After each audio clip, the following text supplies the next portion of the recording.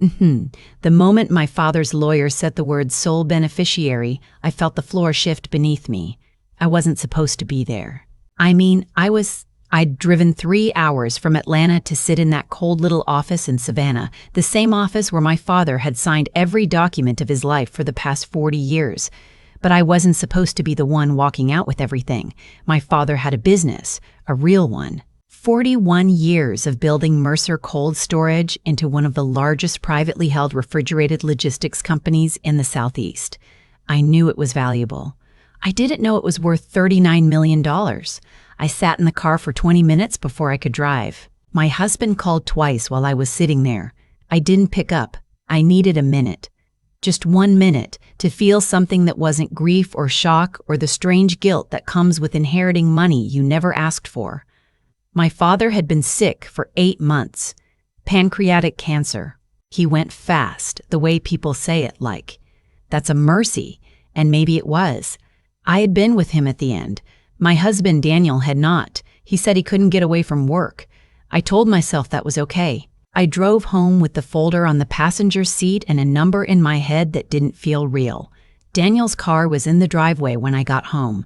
That surprised me. He told me that morning he'd be in meetings until 7. It was barely 4:30. I remember thinking maybe he came home early because he knew how hard today would be. Maybe he wanted to be there for me when I got back. That's what a husband does. I unlocked the front door quietly.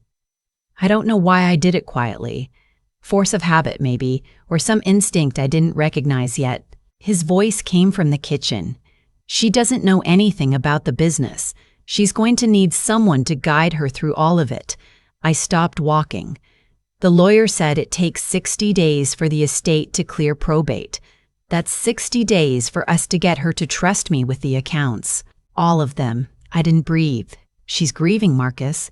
She's not thinking straight. That's the window. Marcus, my brother. I stood in the hallway of my own house, still holding my keys, still wearing my coat, and I listened to my husband tell my brother exactly how they planned to take everything my father had spent his life building. I did not cry. I did not make a sound.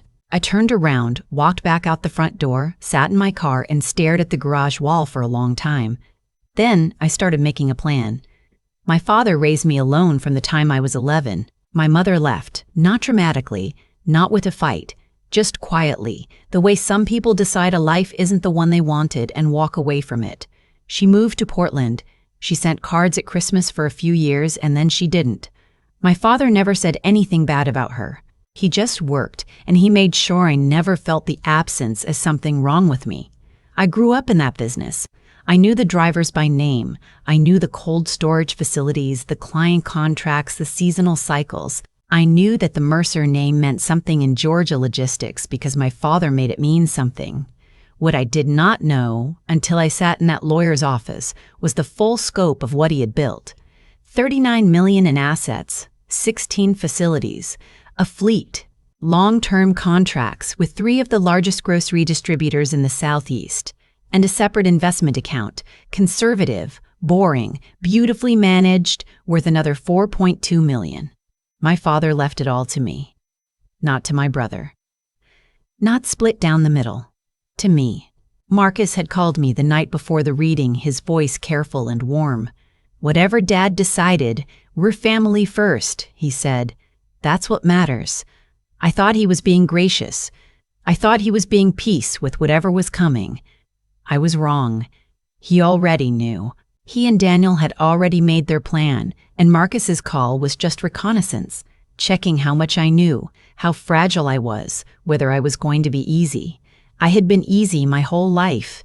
That was about to change. I drove to a hotel that night. I told Daniel I needed to stay near my father's house to handle some paperwork with the estate attorney, which was true enough to not feel like a lie. He said, of course, take your time, call me if you need anything. His voice was so practiced. I had loved that voice. The thought made me feel sick. I called my college roommate, Priya, from the hotel room. Priya was a corporate attorney in Charlotte. She was the kind of person who asked exactly the right questions and never panicked, and she was one of 3 people in my life I trusted without condition. I told her everything, the reading, the number, the conversation I'd overheard. I told her word for word what Daniel had said. She was quiet for a moment. Then she said, "Don't touch any of the accounts. Don't sign anything. And don't tell him what you heard." "I know," I said. "Do you have access to your joint accounts right now?" I checked my phone. "Yes. Move your personal savings, anything that's yours alone, to a new account he has no access to. Do it tonight. Don't move the estate funds. Those are protected in probate anyway. But anything in your name that's joint, you need to separate." I moved $43,000 to a new account before midnight. Then I lay in the hotel bed in the dark and thought about the past 2 years. Daniel and I met when I was 28. He was charming in a way that felt effortless, which I understand now was the result of a great deal of effort. He was a financial consultant, or said he was. He had clients, or said he did. He had an office in Midtown, or at least a WeWork membership, and he wore good shoes and knew wine and made me feel, in those first months, like I was the most interesting person he had ever met. My father liked him. That hurt the most now. My father had been a careful man, and he liked Daniel. But my father had also been sick by the time Daniel was in the picture, and sick people sometimes just want their children to be settled before they go. We married fast. 14 months after we met, my father walked me down the aisle at a small ceremony in Savannah, and he cried, which was the only time I had ever seen him cry. And I thought, this is right. This is good. I thought that. Marcus was Daniel's best man. I stared at the ceiling of the hotel room and reconstructed every moment I had missed. I called the estate attorney, a woman named Carol Hutchins, the next morning. I had met her only once before, at the reading, but something about her manner, direct, unhurried, slightly impatient with people who wasted her time, made me trust her immediately. I told her I had reason to believe my husband and my brother were planning to manipulate me into transferring estate assets once they cleared probate. I told her I had overheard a conversation. I told her I needed to understand every legal protection available to me, and I needed to know what documentation I should start building right now. Carol was quiet for 4 seconds. Then she said, "Good. You're ahead of this. Let's keep it that way." She walked me through everything. The estate was protected through probate. Nothing could be transferred without her oversight and court approval. But once it cleared, if I voluntarily signed transfer documents or granted power of attorney, the protections dissolved. That was the window Daniel was counting on. 60 days to soften me up, build my dependence on him, position himself as the essential guide through a process I supposedly didn't understand. What they're describing, Carol said carefully, could constitute financial elder abuse by proxy, fraud, potentially wire fraud if they use electronic communications to execute any part of it. I want to be accurate. We need evidence. What you overheard is your testimony. We need more. How do I get more? I asked. She paused. That's not my lane, but I can recommend someone whose lane it is. His name was Robert. He ran a small investigative firm out of Augusta and had spent 15 years before that as a financial crimes investigator. He was 60, quiet, and looked like someone's unremarkable uncle, which Priya later told me was probably an occupational asset. He met me at a coffee shop and listened to everything I said without writing anything down. Then he told me what he needed. Phone records, if we can get them through legal channels. Emails, if you have shared devices. Financial records showing any movement he's already made in anticipation of this. And anything going forward. Any conversation. Any document he asks you to sign, any meeting he tries to set up involving the estate. He doesn't know I know, I said. Robert looked at me steadily. Then go home. Going home was the hardest thing I've ever done. I walked back into our house in Atlanta on a Thursday afternoon, and I hugged my husband and I said the estate process was going to be complicated and I was overwhelmed and I needed him. And Daniel held me and said he was there, he wasn't going anywhere, we would figure it out together. He smelled like his usual cologne, and he held me the right amount of time, and he said all the right things. And I thought, you have been doing this for 2 years? You have been doing this our entire marriage. I didn't know if that made him brilliant or if it made me stupid. I decided it made him a criminal. I played the part. I let him come to one meeting with Carol Controlled, nothing sensitive discussed, just enough to make him feel included. I mentioned, carefully, that I was finding the business side of the estate overwhelming. I said I didn't know how I was going to manage the operations side. I watched his eyes. They didn't change, which told me he was very good at this. He suggested 2 weeks later that it might make sense for him to have signing authority over the estate accounts, just to help manage cash flow during the transition. He said it casually, over dinner, like it was a practical idea that had just occurred to him. I said I'd think about it. That night, after he went to sleep, I took photos of the papers he'd left on his desk. An outline, handwritten, his handwriting, of a proposed asset restructuring that would move the majority of the estate's liquid holdings into a new LLC. The LLC had 2 members listed, Daniel and Marcus. I sent the photos to Robert at 1:17 in the morning. He replied 11 minutes later, "This is what we needed. My brother called me the following week. He wanted to have lunch. Just the 2 of us, to check in." I agreed. I sat across from Marcus at a restaurant in Buckhead, and I ordered a salad I didn't eat, and I listened to him say gentle, careful things about how hard it must be to suddenly be responsible for something so large, how our father always trusted Daniel's financial instincts, how sometimes the people who love us are the best ones to help us through complicated transitions. It was elegant, honestly. If I hadn't been standing in that hallway 3 weeks earlier, I might have believed every word of it. "I just want to make sure you're protected," Marcus said. His eyes were warm. "Dad would have wanted that?" "I know he would have," I said. And I smiled because my father would have wanted me protected, which is exactly why I was sitting at this table collecting evidence instead of signing documents. Robert had someone at an adjacent table. I didn't look over. 41 days after my father's funeral, a Friday afternoon, Daniel sat me down in the living room and put a document in front of me. He said it was a power of attorney, limited, temporary, just to help manage the estate transition. He said Carol had reviewed it. That was a lie. I knew because I had called Carol that morning and she had told me no such document had come through her office. I looked at the document for a long moment. "Can I have until Monday to read through it?" I said. "I just want to make sure I understand everything." He said, "Of course." He squeezed my hand. I photographed every page of that document within the hour and sent it to Carol and to Priya. Carol called me back in 12 minutes. She said the document, if signed, would have given Daniel effective control over the primary estate account and the right to execute transfers on my behalf for up to 18 months. "This isn't a clerical error," she said. "Someone drafted this deliberately." Priya called me 30 seconds after Carol hung up. She said, "It's time. I want to be honest about what happened next, because it's easy for these stories to become something cleaner than they are. The truth is, I sat in my car in a parking garage for an hour before I made the call. I cried in a way I hadn't let myself cry since my father died. Not for the money, not for what I'd overheard, but for the marriage I'd thought I had, for the person I believed Daniel was when I stood at the front of that church in Savannah. Grief is strange. You can grieve a lie. You can miss something that never existed. Then I dried my face and I called Robert and I told him we were ready to move. What happened in the next 72 hours I will tell you plainly. Robert had been in contact with the Fulton County District Attorney's Financial Crimes Division for 2 weeks.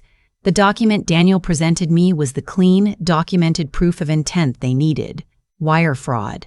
Conspiracy to commit fraud. Attempted theft by deception, a felony in Georgia when the value exceeds $25,000.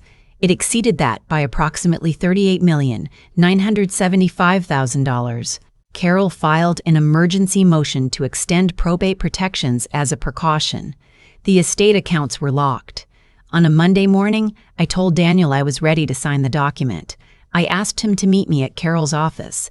He agreed immediately. He was confident. He had been managing me for 41 days and it had all gone smoothly, and now we were at the finish line. Marcus met us in the parking lot. I hadn't known he would be there. He shook my hand and said it was good to see me. I said it was good to see me. I meant neither of those things. We walked into the building. Robert and 2 detectives from the DA's office were already in the conference room. I have thought about Daniel's face in that moment many times since.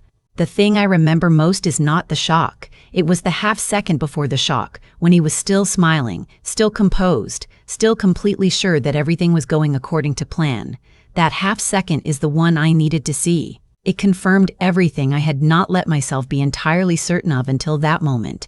He was arrested, along with Marcus, on charges of conspiracy to commit fraud and attempted theft by deception. Carol had the paperwork to show the falsified claim that she had reviewed the POA document. That added a charge of fraud upon the court. I watched them walk out of that building in handcuffs on a Tuesday morning in November, under a gray sky, with leaves coming down from the oak trees along the street. It did not feel the way I thought it would feel. It felt very quiet. I will not pretend the months after were simple. Divorce proceedings, because the marriage, whatever it was, still existed legally and had to be ended legally.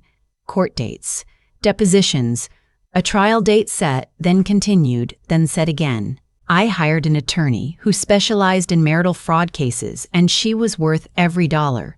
Georgia law has specific provisions around fraud committed within a marriage, and she knew all of them. My brother's wife called me once. She didn't say she knew. She also didn't say she didn't know. She said she was sorry. I said I was too, and I meant it, and I haven't spoken to her since. The business, Mercer Cold Storage, I kept. People assumed I would sell it. Carol assumed I would sell it. Even Priya, gently, suggested that managing a refrigerated logistics operation was a significant undertaking for someone with no operational background. She wasn't wrong, but I had grown up in that company. I knew the drivers by name. I knew which clients had been with my father since the beginning and which ones needed tending. I hired an operations director with 30 years of industry experience, and I told him I was there to learn, and I meant it. The first time I walked the floor of the Savannah facility, the original one, the one my father opened in 1983, the one that smelled like cold metal and hard work, I put my hand on the wall and I stood there for a minute, just breathing. My father built this with nothing but stubbornness and a willingness to show up. He left it to me because he believed I was the one who would take care of it. I intend to honor that. There are things I wish I had understood sooner. That grief makes you a target for people who have patience and no conscience. That the people most likely to take from you are the ones already standing close. That trusting someone is not the same as knowing them, and that charm is a skill, not a character trait. There are also things I am grateful for. Priya, who picked up the phone at 10 at night and asked the right questions without judgment. Carol, who had spent 40 years in estate law and could identify predatory intent in a document faster than most people read one. Robert, who was thorough and quiet and believed me from the first conversation. These people saved me, not from losing money, but from becoming someone who didn't trust her own instincts for the rest of her life. Daniel was convicted on 2 counts. He is currently serving a 4-year sentence. Marcus took a plea. He will not be managing anyone else's finances for a very long time. I am 33 years old. I run a company. I have my father's company, and I have my father's name on the building. And some mornings when I drive through the gate, I think about what he would say if he could see this. I think he would say, "I knew you could do it." I think he would also say, "I'm sorry I didn't see it coming." And I would tell him the same thing I tell myself now, on the harder days, that you cannot always see it coming, and the only thing that matters is what you do once you do. You protect what you love. You document everything, and you never, not once, sign anything you haven't read. If you've ever felt like the people closest to you saw your kindness as a weakness, leave a comment below. I read every single one. And if this story stayed with you, share it with someone who needs to hear it today.